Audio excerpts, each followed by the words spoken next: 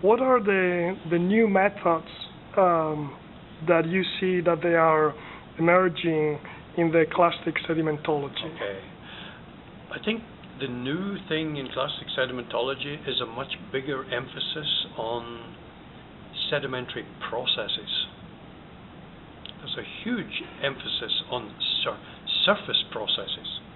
So that we're using the modern much more, perhaps, than we used to. We always used the modern, but now there is a much bigger emphasis on surface processes. So trying to couple the sea floor and the water column. For example, all kind of processes, shallow water, deep water, river processes, lake processes. What's the reason of that? In order to bring back the knowledge to the past, into the rock? I think so.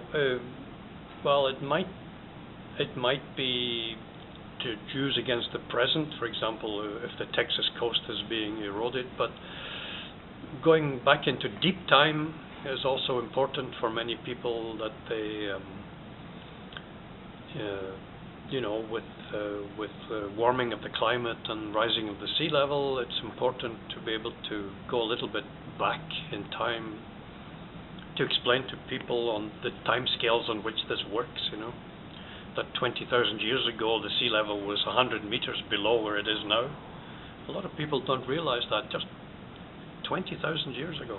But I mean, that is the topic of the marine geology, and marine geology is a well-established discipline, sure, right? So in which sense do you see that there is a new insight in doing these things?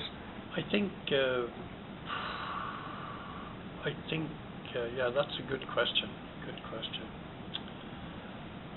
I think in general, the bigger emphasis on geomorphology and surface processes today, which also happens to be the area easiest to get funding for from the National Science Foundation.